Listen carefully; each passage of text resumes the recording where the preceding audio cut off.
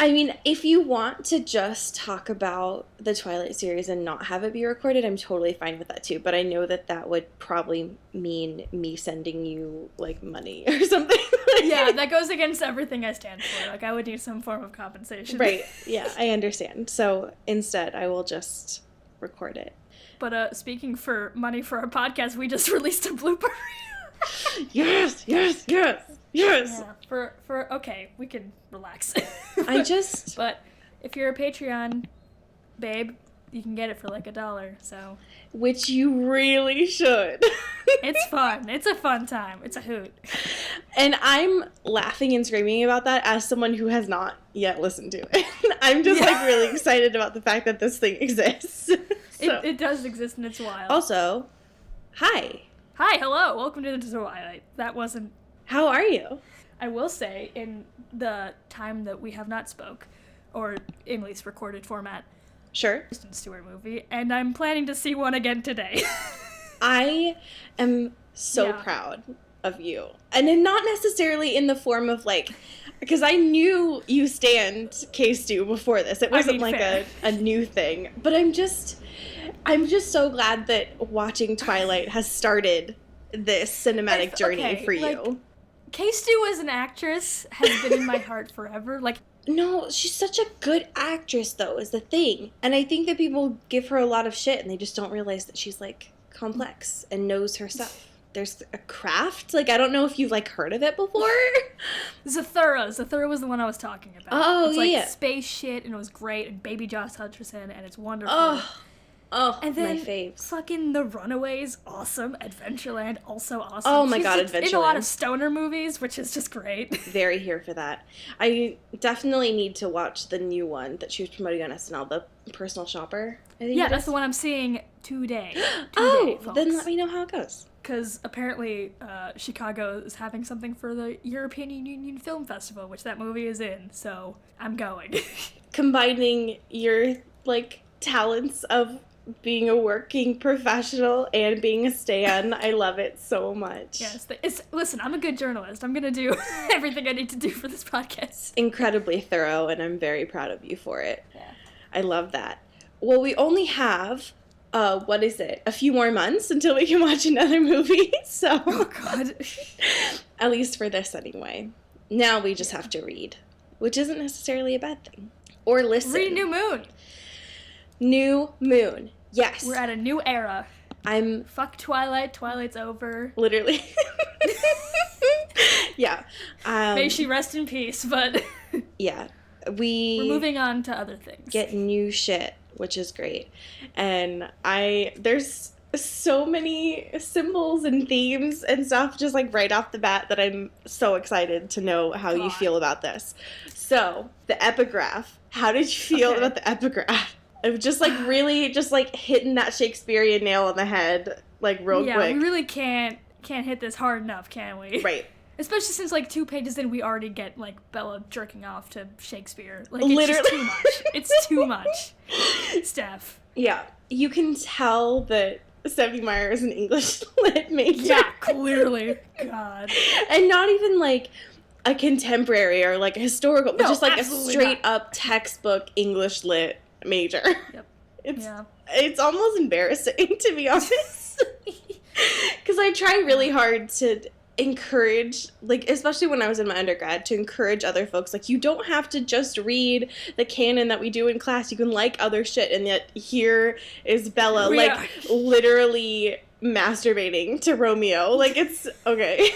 Like, I will say that this experience was different for me, because I don't have a physical copy yet, because I don't want to pay for Twilight just yet. Yes. And also, I've been too lazy to look for it. So, I got it as an audiobook for free from the library, and boy, is that a different experience. Is it Ileana Kadushin? Is it my girl? Sure. I don't know. Probably. Is it a female voice? Yes. Yes! It's Ileana Kadushin! Yes! Yes! I have a lot of feelings about her as an audio narrator. So do I, so we can talk about that. Yes. But... I didn't know this! Okay, this changes everything. Yeah. No, like, I'm shook. But I will say that through my library, there were 5 copies of it as an ebook, all taken, all unavailable. Which, like, I'm sorry, why? It is 2017. I thought we were the only people alive still reading this trash. Maybe you have a lot of folks... my library sold the fuck out. I got the last audiobook, and there were 7 copies. 7 of them. Okay, so I have a few theories right off the bat. I know from our analytics there's not that many people from Chicago who listen to our pod. So that means only that there is some sort of other Twilight club in your area that I need you to find immediately. Yeah, I need to do some research. Because that is so many copies of... It's too many! And to have them all be gone is wild. I honestly cannot believe it. That's amazing. I'm perplexed by that. I was expecting like 2 of multimedia options, not so 45 and them all being not 100. That's holy Can we shit. talk about how the entire prologue was underscored by really bad, like, rock music instrumental, and it was super dramatic and awful? So, I mean, I'm used to that, because I listen to audiobooks regularly. I mean, yes. This soundtrack is a little bit different than most. Usually they're a little bit more sedate and not just, like, the Linkin Park that Bella listens to in the car. Just like guitar solos and like, it's too much. It was wild. I need to know your thoughts about this preface, right quick. And Bella's dream, her first dream. Yeah, no. We had a little bit of distance. Sure. Like, we still were very much in the Twilight sphere, but, like, we weren't directly in Bella's head for a couple weeks. And now we are right back in it. Yeah, we are very here. Well, yeah. And somehow... I want to get that one-way ticket out of here. Somehow Stephanie is less subtle than she's ever been, which is amazing. Shockingly. I forgot how in your face this dream is. And it hurts me to read it. It hurts my soul. Especially because of the fact that, I mean, I don't know, because this is your first time reading it, and it was not my first time reading it, but It's glaringly obvious that it's not her gran, like... Right. Grandma Marie, and it's like, she's like, she's been dead for 6 years, that's crazy, and then just pretends like it's totally her grandmother, and like, everything's normal. It's like, no, I think this is a metaphor for something. Yeah. Why are we playing this game, Bella? You understand. What? And then Edward comes to fucking... It's all wild. It's like, what is happening? Why? However, we do get the best line of, well, Gran, you might have noticed that my boyfriend glitters. Which, amazing. So good. She literally is, like, talking in her head. Is like, oh, how am I gonna tell Gran that I fuck a vampire? And I'm like, this fall on ABC, Gran didn't know I was in love with a vampire. Like, yep, it's literally. Like... I love it. I don't like that dream at all, but I love the idea that Bella's like, well, I've accepted my fate, and it's gonna be everyone must too. Yep. Here is my vampire boyfriend. But alas, it is really just a metaphor for the fact that Bella wakes up and it's her 18th birthday. Shocker. Like, it's so silly. Like, she looks into a mirror and it's her, and her face is all like old and melted and stuff, and she's like, and then Edward's like 17 and fresh as fuck. Right, yeah. She's just like, no. Suddenly, like, it's not that deep, Ellie. Suddenly all of her Korean skincare has stopped working. Her face is like regressing. Right, your skincare is too unlocked for that to ever happen to your face, ever. There are so many references to the first book in these first couple pages, though. It's wild. I forget that sequels have to do this sometimes, of like, it's just in case. Right, it's like no one is gonna pick up the second book first. I don't understand why, like, it's so much like, here's a recap of what happened. Right. I had the best summer of my life with Edward, who I'm in love with, and he's a vampire. And I want him to turn me into a vampire, but he doesn't want to yet. Just you wait, but maybe I can get Alice to. But we're not sure yet. Anyway, it's my 18th birthday, and I'm mad about it. And anyway, what? Why? I hate my parents, and all of my boyfriend's siblings are gone from school, and I want to fuck a fictional character, and also an immortal one. Like, it's Like, okay. That's just a regular day in my life. Bella Swan, that is. Wink, wink, wink, wink, wink, wink, wink. And also, here's my truck that could literally kill a man. Oh my god. It's like, we know what the thing is, and we know what it's capable of. Did you need to remind me that it is a 53 Chevy? Like, okay, that's fine. The bright orange 53 Chevy that will combust. It will just burst into flames. Fuck me. It's a lot. There's so much about this, though, that I think is interesting, because the fact that Bella is so anti-gifts and attention, Yep. and yet here's Charlie, and she's, like, trying to escape the house to go to school, and he's like, but Bella, let me show my child the thing that came out of my once wife's womb, like, love and adoration and things. And she's like, literally, fuck off, Charlie. Yeah. Like, I want nothing to do with you. And it's like, hey, Bella, stop. You fucking show some respect, you asshole. Honestly, like, all he wants to do is remind you that, like, you are cared for and loved, and here you are, just, like, slamming the door in his face again. Stop.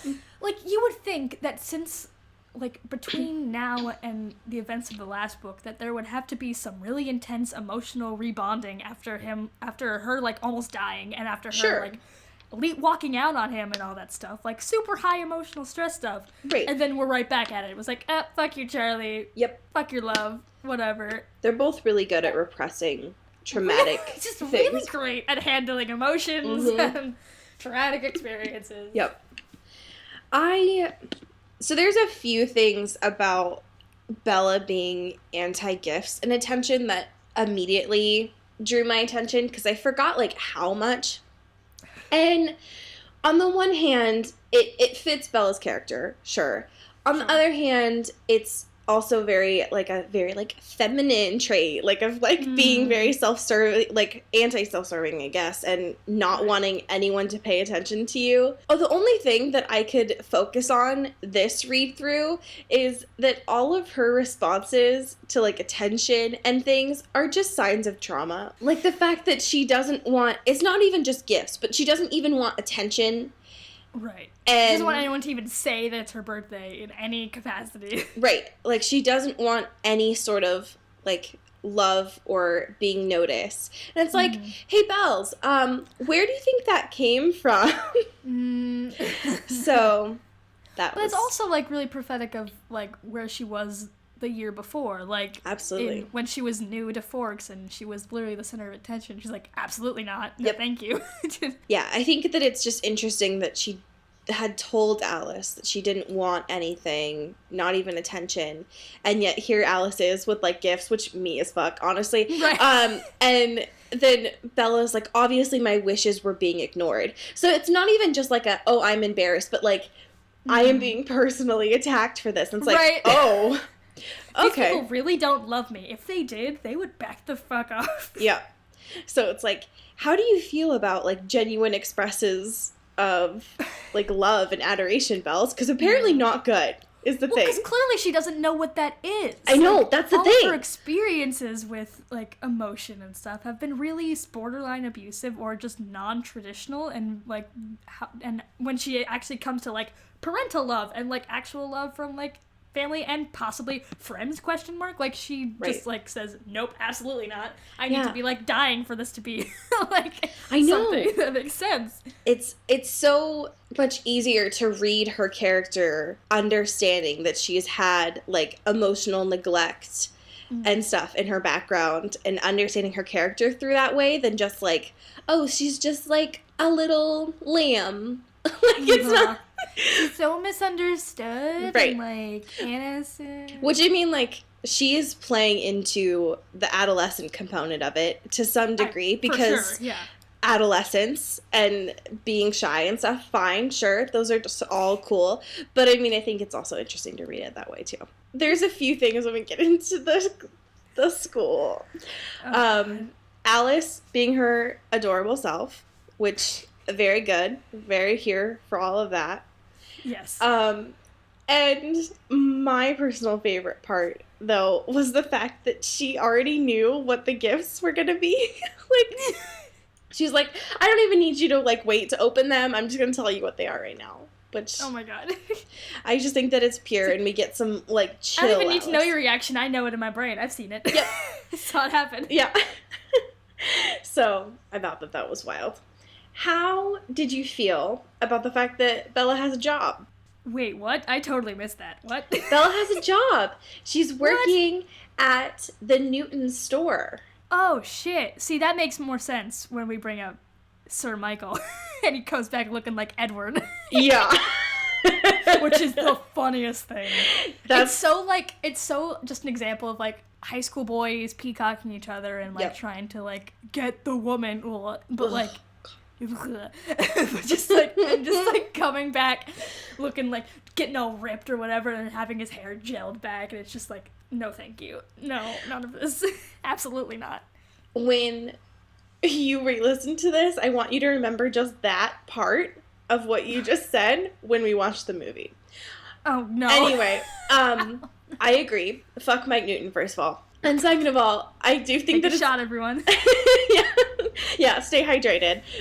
What is that meme? Take a fucking sip, babes, right? I'm relevant and cool and stuff. The fact that she's working with him all this time and he's just, like, slowly trying to morph himself.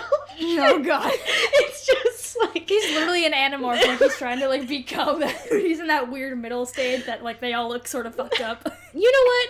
Maybe that's why I don't like Mike Newton, is because he's an animorph, and that terrifies me at some, like, core level.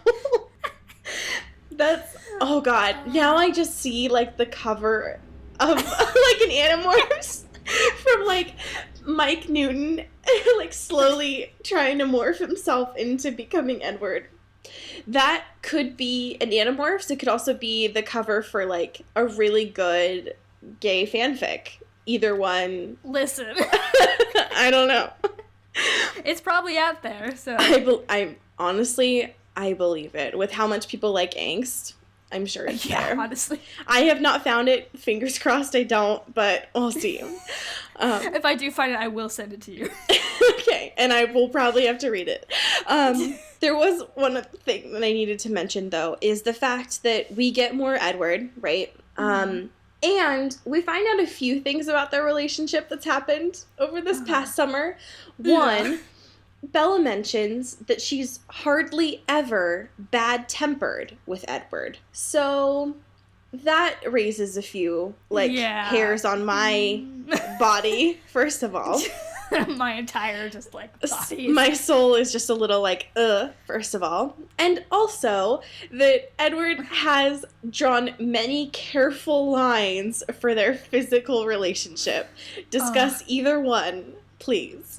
Okay, so... We get so much of Bella being a horn dog in these chapters, and It's I'm lit. so here for it. I'm so happy. Like, as soon as she's 18, she's like, I can just have any sexual feelings I want, and it's great. Yep. I love it. It's very and, good. like, because we saw that in the movie, for sure. Yep. But, like, in, like, the Twilight book, it was more just like, wow, he's pretty. Right. And nothing else. Yep. But now she's like, fucking Edward and these fucking rules, and, like, we Yep. can't bone, and I'm really mad about it, and, like, anything more than a kiss, and he's like, no, and she's like, fuck, I just want, Yeah. stop, and it's great. I just think that it's adorable that Edward is trying to say that it's for her safety and not for the fact that he's a literal blushing bride and is very careful about his personal virginity and not hers. Like, because Bella couldn't It's give... all a cover-up. Yeah, no, Bella's she's like, the concept of virginity is stupid. Yeah, she couldn't give two shits about it. And here he is, like, he's like, no, I don't know. What do you think the sex education's like at Forks High? What sex education? I don't know. Great. I'm sure it's very similar. Like, I'm sure Coach Clapp very much did the Mean Girls of, like, you will get pregnant and you will...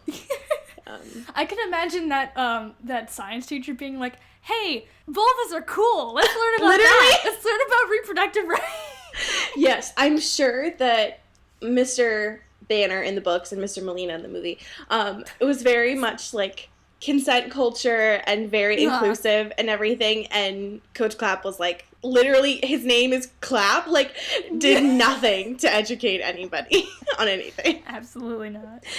It's wild. There's a few things that I have a few thoughts about this whole Romeo and Juliet thing. Listen. I don't know where to begin of the fact that it embarrasses me. Like, I have so much shame now that one of my majors in college was an English major. God, I just, even, like, when they're talking about it before they're even, like, watching it. Sure. Like, outside, they're all just like, oh, well, you've already seen this so many times. And then Bella's like, well, I haven't seen, like, this version, and it's, like, the best one. And I just... She's embarrassing me. And I mean, that's fine. Like, live your truth. Love whatever Shakespearean work you do. I mean, Romeo and Juliet is a very obvious choice, personally. But, but, like, live your truth. There's some bops in there. Listen. There's some thematic bops. I mean, to be honest, there are. That's definitely how I'm introducing Romeo and Juliet to my classes. Like, hey kids, there's some thematic bops in here. Oh, God. The thing that this does bring up, though, that I'm very curious about your personal thoughts is the first reference to the ultimate bad boys of the Volturi. Bad boy, bad boy, bad boy. We're What? finally getting, like, backstory and, like, some sort of idea that there's spooky bad shit happening. What were your thoughts listening to this section? This scene in particular, I would say, is on par with that awful, awful biology scene from Oh my years God, prior. Literally. Because it's just, like, them watching, they're literally Netflix and chilling. And They it's are. just, no thank you. And then Edward's all like, well, I won't be watching the movie anyway, I'll just be watching you. And I'm just like, wow. Yeah, I Asking threw her my if she's book gonna down. cry, and I'm just like, what? No, stop. Yeah, it was a So lot. that was more in my brain. Fair. And then I was like, oh shit, there's actually, like, we're talking about vampires now. Great. That's Yes. nice. Good progression. Yeah. That whole sequence, because he did go very, like, oh, I'm going to be sweet and try to swoon you, and the fact that I'm going to be whispering these lines of dialogue into your ear the whole time, but also, are you going to cry, Bella? It's like, who are you? Cry? Like, what the fuck? Bella's, like, already sobbing. He's like, yeah. That's embarrassing and also too real. You won't be able to forget them, is the thing. But I just want you to keep the Volturi in mind, in the sense that these Italian motherfuckers are going to be important. Isn't that the one is it Dakota Fanning that's in this movie, or one of the Fannings? Mm-hmm. That's a Volturi? Mm-hmm. Or is that... Okay, cool. That's literally all that I know, because I remember that she was in it. I was like, oh, cool. And then they went away to brain. film The Runaways. Yeah. Oh, listen. Great. Bringing it all back to Case 2. Yeah. So just keep that in mind. Arrow and Caius and Marcus are wild, and I'm excited to see how you feel about them later on. I can't wait. So Charlie gets home, Yes. right, to interrupt this Netflix and chill, because his dad's senses are tingling. Yeah. Wee. Literally sirens coming home. Like, my child, she's in danger. There's a thing in my home. I don't care about any of the crime happening in Forbes. I gotta go. He was probably just, like, staring at his watch, waiting for that pizza. Like, I gotta go. Which I thought was pure, first of all. And then he was like, hey, I know that I can't cook, but here's my pizza. Which was cute. So cute. And he admits to the fact that we find out there's a friendship between Charlie and Alice, which is my personal favorite thing. Yes. So, that's great. It just means that the connections between Charlie and Carlisle are just, like, blending even more. Yeah. Which is For great. all the smooches. All the smooches. We do finally get a little bit more of a backstory, though, of the fact that, like, how Bella healed, because in that section, it's referenced that Alice was helping Bella with, like, everyday tasks of, like, showering and bathing and those kinds of things, which is nice. It helps make it seem like she wasn't just, like, cured overnight, which is Everything's great. Right. Trauma, I don't know her. I don't, literally, same Bella. The Cullen house. Party time. Yes. Everything that Bella literally does not want. Right. But And we here do we find are. out that the Shiny Squad gets hype over throwing parties. Because they have not thrown one since listen. 35. I know this isn't in, like, the book canon, but if we saw how happy they got in the movie for, like, even making a meal for Bella, like, of course they're gonna, like, fucking go all out. Yes. Party town. Party city. Yes. Oh my god, can you imagine going to a party city? I doubt there's even one. There might be one in Port Angeles. You know what? Fuck it. I'm gonna look. Oh, God. Because now I'm curious. Really good audio content, thank you. You know, just for those ASMR bitches. Jesus. Because I'd be curious how far they'd have to drive. Okay, it's not a party city, but it's called Olympic Party and Custodial Supplies. Wait, what? Excuse me. You know, for your party needs and also your janitorial needs. This website's lit. So I think someone left a review on here, and one of the owners apparently is named Greg, but their nickname is Corn. So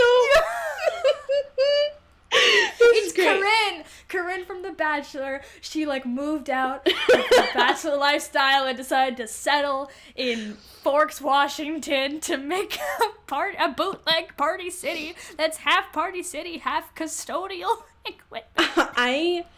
This is the best thing I've ever seen. You can order table covers from this place in the color fresh lime. Hell yeah. There's also one called pumpkin spice. I gotta close out of this because I'm a little too curious. However, now we know there is some sort of thing. I'm gonna be hiding all of your payment devices. Yeah, the fact that I would order them from, like, a local company rather than Amazon, you know, just, like, really supporting those local businesses. Listen. So they're going over to Colton's house for Bella's party that she definitely doesn't want. Yep. A few gems out of this. Bella has the camera that she ended up getting for her birthday. And she asks, oh my god, how could I forget? Charlie throws it at Bella before they leave. And Bella's, like, personally attacked by that. It's like, excuse me. Even though it's just, like, a gentle toss.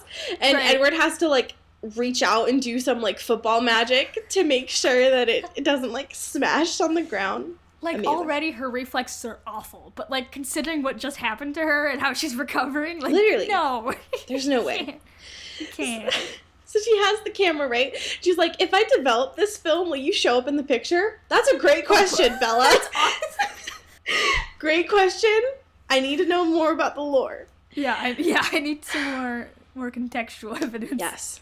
I want your thoughts about this actual party and how it goes down. Okay, so,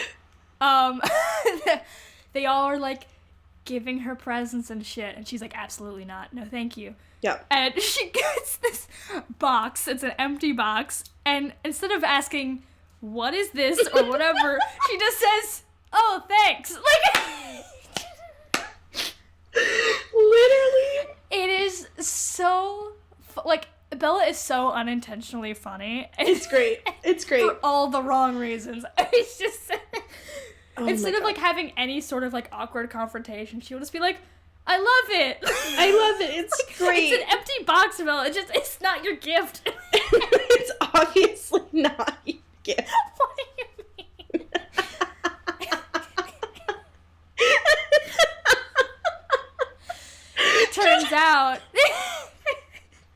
It turns out it's like a stereo for her car, for the whip, because Edward's been so pissy about it. Right. Which is really a gift for him, if we're being honest. Yeah. And Emmett was, like, putting it in her truck so she couldn't return As she was it. opening, yeah. Which, you know, we knew you were gonna say no, so it's already in there. It's a very interesting way of giving a gift to someone. But the fact that she was, like, very content with a wrapped box, like, no, this is good. This is what I want. It's so thoughtful for you. that hurts me in so many ways. And the fact that when she did that, Rosalie, like, dead-ass Rosalie, cracked a smile. I was like, yeah, we know this is, like, funny. We're supposed to be laughing at this thing. God. But then the next then gift. shit goes down. Shit goes fucking down. Because they decide to give Bella Swan the human klutz that cannot, like, do anything right with her body. Right. An envelope to open with a gift inside of it. Yep. And then naturally, she fucking cuts her finger when opening it because she's Bella Swan. Yes. Like, I don't know how they didn't even think to, like, maybe not do that.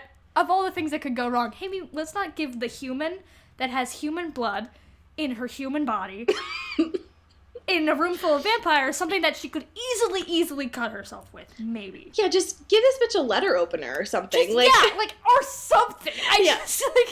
Or maybe just don't, like, seal the, just make it easy to open. Right. So you don't have to fucking hurt yourself. Of course not. And so she cuts herself on it, and then everything just goes ham, wild, bananas.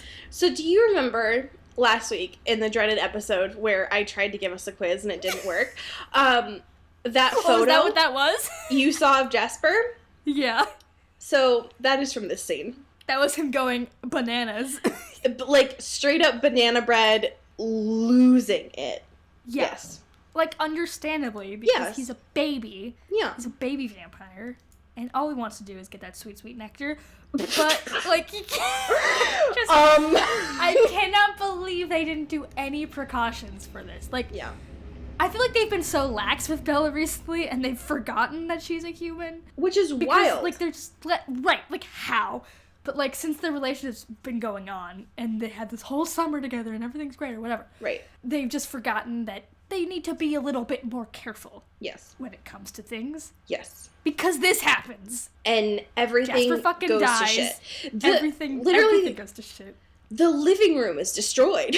Like, yeah, because Jazz runs at her, right, instinctually, and Edward's like, fucking no, please don't. And no, that's my wife. like, you come after my Ambrosia? Fuck this. And pushes her away. But, like, it's Bella, so she's gonna, like, fling herself into the wall. Like, it's not... Yeah, it all goes to shit in, like, a second, which is wild. And the chapter ends with the fact that she's got, you know, blood coming out of her, and all she can do is stare up at 6 vampires. That are just, like, ready to pounce. You know, the usual birthday. Which, by the way, Edward definitely kind of nods at this, like, a couple pages before, when he's like, this is not going to be your last birthday, Bella. I'm obviously not going to change you as your birthday gift. And then here she goes, like, putting herself... She's already, like, posing. He's like, hey, how about now? I know I'm, like, in full of trauma, but, like, this would be a good time. Yeah. What a good setup for this. She, like, moves her hair off one side of her neck, you know, like, puts it up into a messy bun. Like, ooh. I am ready. You know, just starting off chapter 1 in a very, like, slow and calm way, very similar to Twilight. Nothing big happens, for sure. Super, super chill. Yes. Easing yourself back into the story. Absolutely. Yes. So chapter 2, Stitches, interesting title. Thank you, Stephanie. Starts off with exactly where it left off, of the Shiny Squad just basically staring at Bella, being like, well, fuck. Like, what do we do now? Shit. Of course, Carlisle, our precious Daddy Malfoy, Daddy Malfoy. is amazing and pure and knows how to take care of the situation because it's his job in more ways than one. That's been his, like, 400 years of doing this. Right. I forgot some of the intricacies of how this was written for the Shiny Squad, and the fact that, like, they all leave, and even Rosalie is like, sorry, Belle's gotta go. Like, definitely cannot handle this. But it's interesting that I forgot how much of a fight Edward puts up about wanting to stay with her, even though it bothers him. Like, no. Just leave. You can't. Like, I know you're masochistic, babe, but get out of here. Babe. My favorite thing, though, was it took Bella, Carlisle, and Alice telling him to leave. And then he was like... I love the fact that she's like, Edward's eyes narrowed as we ganged up on him, but finally, he nodded once and sprinted smoothly out the door, and I was like, Excuse me. Just the idea that he was like, fuck you guys. Like, I'm just trying to be here for my wife, and, like... My wife. I do like that Alice was like, you might as well do something useful. Literally. Like, yes. Fucking just shame him. Get out of there. Yeah, I thought that was A+. Like, thank you, Alice. And, of course, Carlisle's being amazing and helpful and taking care of Bella, because he gives her the option, right? He's like, I can do this here, or we can go to my office at the hospital. And she's like, are you asking me that fucking question right now? Like, you think I want to do this in front of the whole town? This is where I really liked the audiobook narration of it. Because, like, she understands Bella's just more like, oh, God, please no. Just do it. Oh, God. That's why I like listening to Ileana narrate this, is because you get more intricacies than you do just on the page. Listen, she's good at Bella. What she's not good at is Edward. I don't argue with that. And to be fair, Edward's it's a hard character to even just, like, I get it, because even fucking Robert Pattinson's like, what the fuck? No. Literally. Yeah. Like, but it's just like, oh, no. I agree. But I can just imagine her in the first book, like, and during the, like, blood type thing, where she'd just be like, no, go away. Like, I can imagine that so clearly. It's lit. That's why I enjoy them, is because you get more emphasis on things that you don't necessarily do just on paper. There's something that's brought up during the fact that Carlisle is taking literal glass out of Bella's skin, you know, just like some usual conversation there. And it's the discourse about souls. Which, like, really comforting in this time, you right. know? So that's one, important, but also two, is that really the conversation that we should be having at this moment? When Bella has gone through, yet again, another extremely traumatic event. No. It's fine. But yeah, we find out more about Daddy Malfoy's backstory. Yes. And more about Edward's backstory, too, because we find out more about his mom. Mm-hmm. Which is nice. I do like that conversation of souls, though, or I don't like it, but I think it really shows how much Bella doesn't value her life the same as Edward's. Literally. Like, because it's just like, because he's like, your soul's at stake, but what about if it was Edward's? And she's like, well, that's not a fair exchange. It's like, excuse me. That's... Ma'am? Bells? Ma'am. That is a literal 1-to-1 ratio. I don't... Like, literally, it's literally like assault to us. What are you talking about? And she's just like, it's just constantly her seeing herself as less than everyone involved in her life. Like, yes. Always. No matter how close she is with the Shiny Squad or whatever, right. She always sees herself as less than, unless she turns into a vampire, and then she could finally be equal or whatever. Yes. But, like, she always has this, like, battle with herself and with her idolization of Edward. It's a lot. Yes. Especially because of the fact that, I mean, just after reading Twilight, it's easy to imagine how the rest of this chapter is going to go once they have alone time. And I think that Carlisle kind of hints at it, too, in the fact that he says that Edward's really upset and that this is the kind of thing that he fears the most. And the fact of Bella being put specifically in danger because of their, like, vampiric nature and not just, like, Bella being Bella. So sure. I think that poor Bella, she does not know what she's getting herself into. But also Stephanie is not being subtle at all about, like, what is coming, which is great.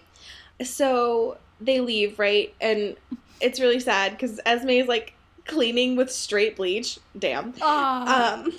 And Alice is, like, already has the same outfit that Bella did in her closet, which is fucking banana bread. Like, I can't. Banana bread. It's just, like, I love that Alice was, like, so prepared that she was like, you know what? I'll just keep a copy of her wardrobe here just in case, because, like... It's so wild. I just love It's that. like everything you have, but here. Mm-hmm. It's like, what do that's bananas. What? Why? It's yours, but designer. And she's like, I don't... okay. Yeah. Thank you. I love that Bella was like, it's okay, Carlisle can take me home. And Edward was like, what? Excuse me? My wife? Like, absolutely not. How dare you ostracize me from all of this? Yeah.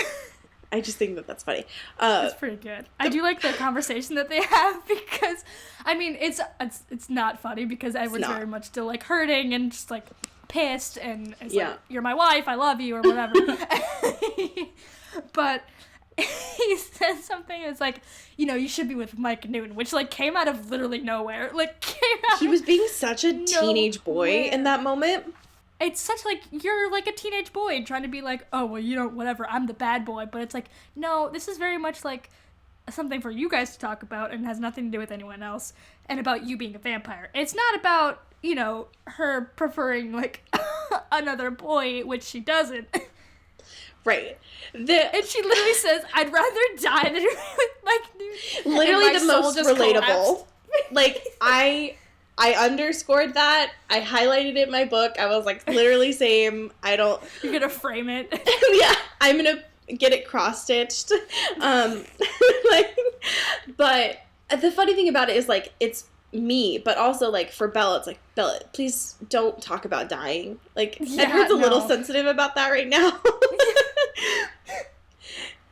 And it's just, like, it's so silly. Like, it's moving, it's, like, changing the narrative of, like, this actual discussion that they're having and an actual traumatic thing that happened and being like, oh, well, you shouldn't be with me anyway. You should be with another boy. It's like, well, we're clearly not at that, we're in too deep for that, actually. Right. And also, like, Mike Newton was never in the picture, obviously. Right. Exactly. Like, no. Well, yeah, because of the fact that it started with Edward is trying to be reasonable in the fact that he's telling her, like, you gave yourself a paper cut. That doesn't mean that you get to punish yourself for what just happened. Like, it's not your fault. And she's like, it's still my fault. Which... It's my body's fault. I know. And for being human. And then, of course, instead of him continuing to be empathetic and understanding about what she's going through, he's like, you know what? You should just be with Mike Newton instead. And it's just like, hey, absolutely not. No. Like, see, I think what he's trying to say is being like, with your friend, and he does say this, with your friends, this wouldn't happen. Like, with your group of friends. Like, yeah. That's fair, and that's a more healthy way of saying it. Like, I feel like if he was more like, hey, if you were hanging out with Jessica and Angela and all these people, and we're celebrating your birthday like you would every other year, this wouldn't happen. And I'm sorry, because it's our fault and that's what we do, and we suck. Whatever. Yes. But instead, he puts it all as more like, if you weren't dating me, if you were dating Mike Newton instead, and all of this stuff, then this wouldn't happen. Right. Which is, like, a weird thing to put that on, and it's also, like, sort of like, well, it's about your relationship and not about, like, your friendships and the people that you surround yourself with. Yes. Which is silly. Yes, I agree. I think that it's also interesting that he gets kind of upset at her in the fact that she can't decide whether she wants to, like, talk about her birthday or not.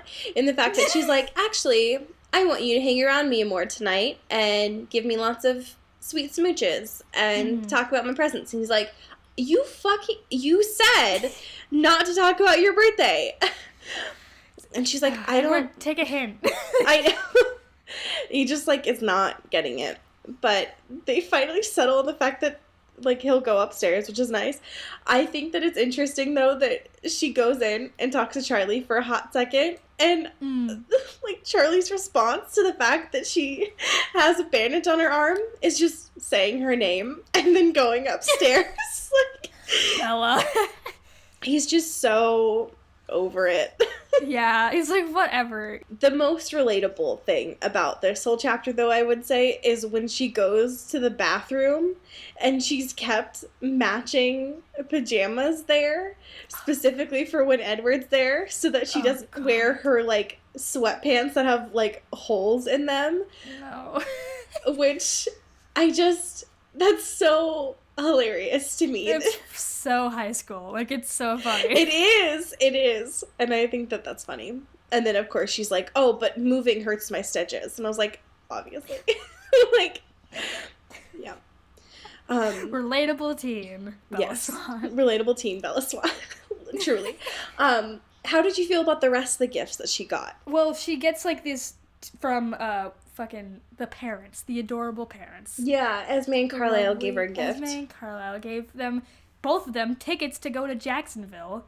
Yeah. Which was really cute because, I mean, nothing less from Daddy Malfoy and Esme. Like, they're the most pure beings on this planet.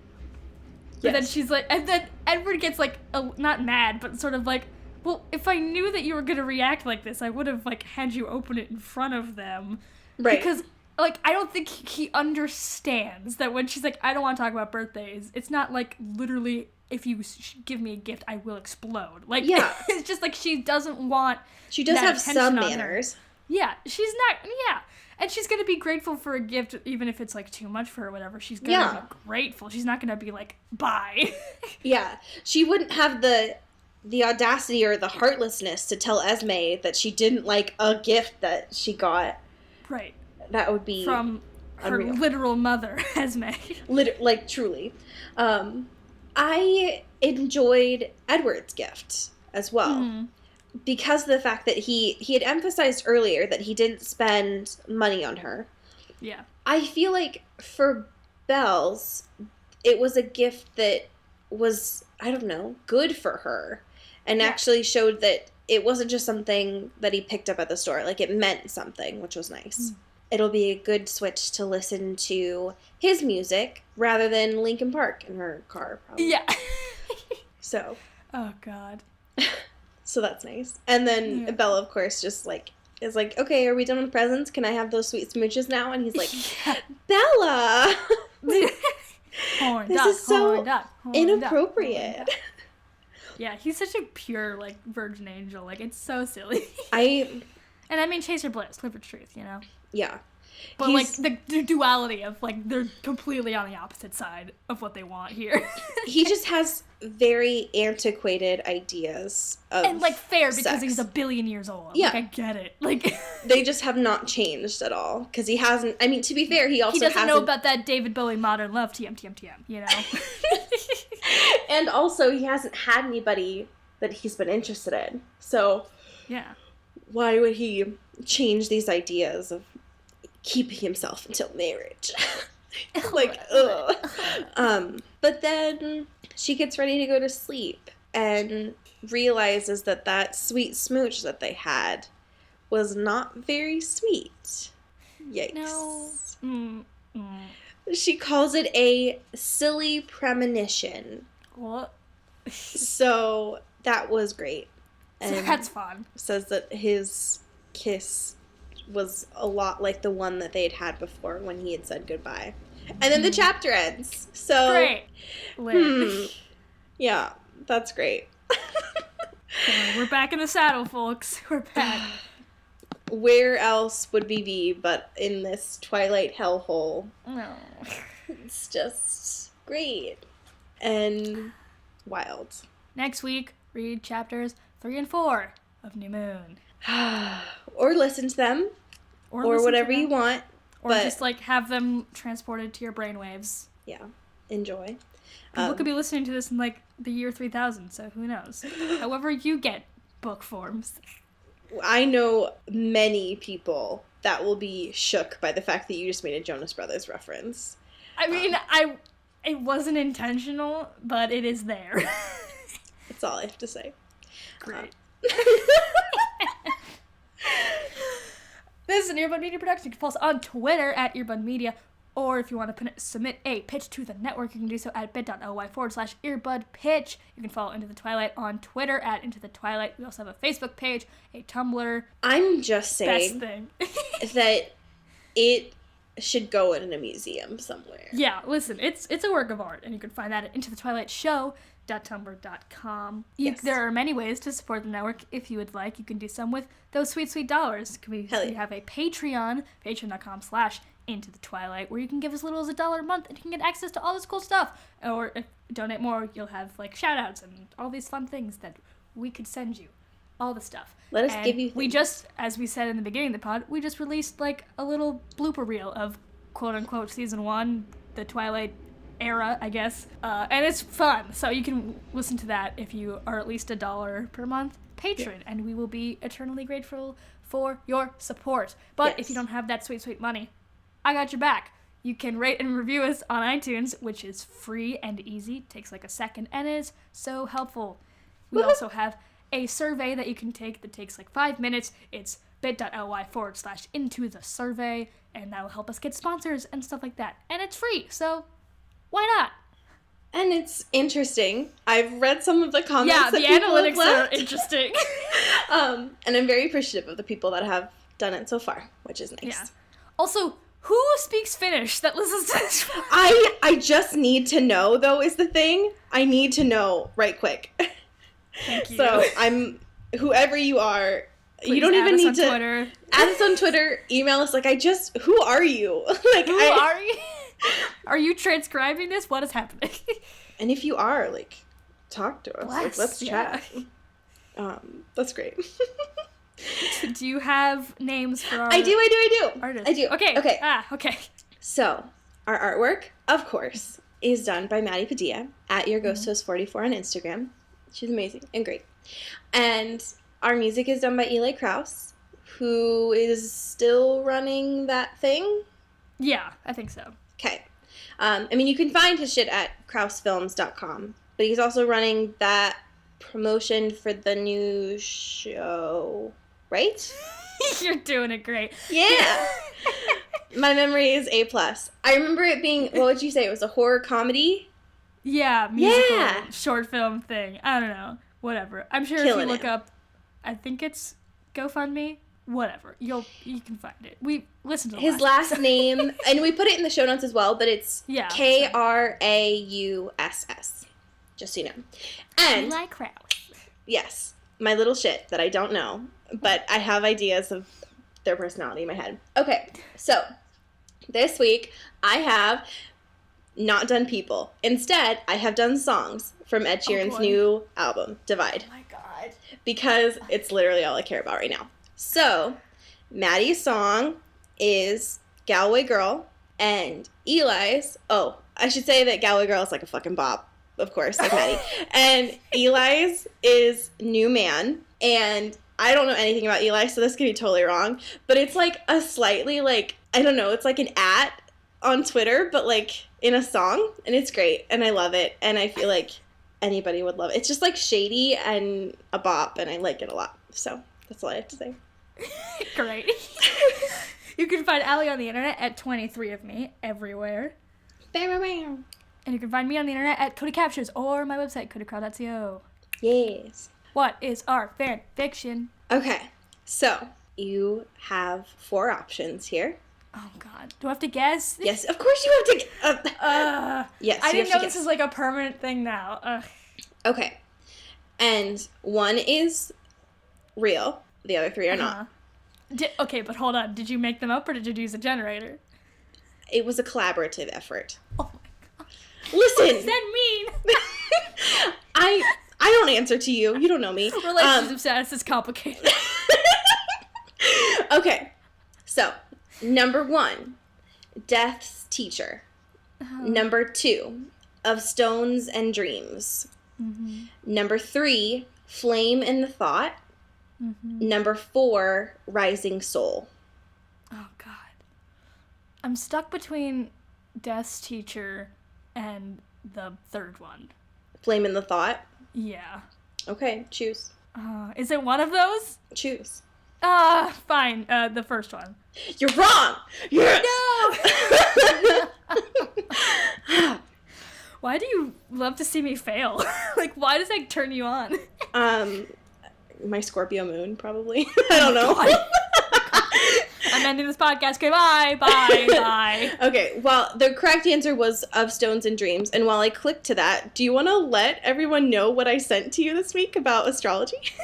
Oh, okay, so Allie did, like, a deep dive into, like, my soul.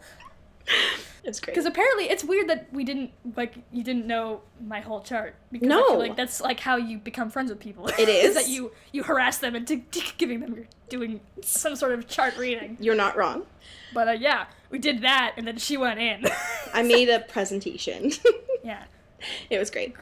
So, Of Stones and Dreams is written by A. Phoenix, I don't know how to pronounce that, on this fantastic fanfiction website. The summary is, Bella Swan was supposed to start her first day as a researcher in a library after moving to New York City. But due to a series of unfortunate events, she ends up hired as an assistant. TM. Shut up! Is this a spit? Wait, hold the fuck up. Shut up! it's not a crossover. As far as I can tell. meets Lemony Snicket. Swoops her out for feet. Wait, I'm actually more interested in that. Okay. She ends up hired as an assistant to the senior VP of a huge company she knows nothing about. How the fuck did she get that interview? Okay. Worse yet is her new boss, Mr. Cullen, who seems hell-bent on driving her insane. Oh. So that's some great ableist language for you. Okay, so this is from chapter 1. Okay. Mm-hmm. Alice, I'm a walking hazard, I said as I stared down at my feet, which seemed much further down than usual. No, you're a stumbling hazard, Alice said with a smile. She had clucked at my wobbly walk to the front door. I opened my mouth to protest that it was her contraption that she forced me into before she held up a finger to silence me. Correction, she said, looking me up and down. You're a hot hazard. Careful not to run away into any naughty boys now, she said with a wink. I rolled my eyes. Yes, I'm sure the elderly gentlemen where I work will bust their hips to catch me when I fall. End scene. No. A hot hazard. Bella Swan. I want to burn it. I want to burn down the internet. You know what? We've had our fun with the internet, right? I think we've reached the amount of capacity that we could possibly have fun with it. So we could just shut it down. Just delete it. Just delete it. Right. We don't need it anymore. We had our fun. It's over. Goodbye. Later. And this was published in September of 2015. Oh, okay. So doing a little bit more of a vintage pull. Yeah. Great. So that's great. Is it still going, though? Not as far as I can tell. No, it looks like it hasn't been updated in a while. Can Good, you imagine a 2-year-long journey? Listen, I don't doubt anything anymore. I know. Okay? I mean, honestly, after me having to say pencil dick last week, nothing is against... Homie, I forgot about that. And now it's in my brain again. I'm never forgetting about that. Oh, no. Just keep that in mind when we read this book.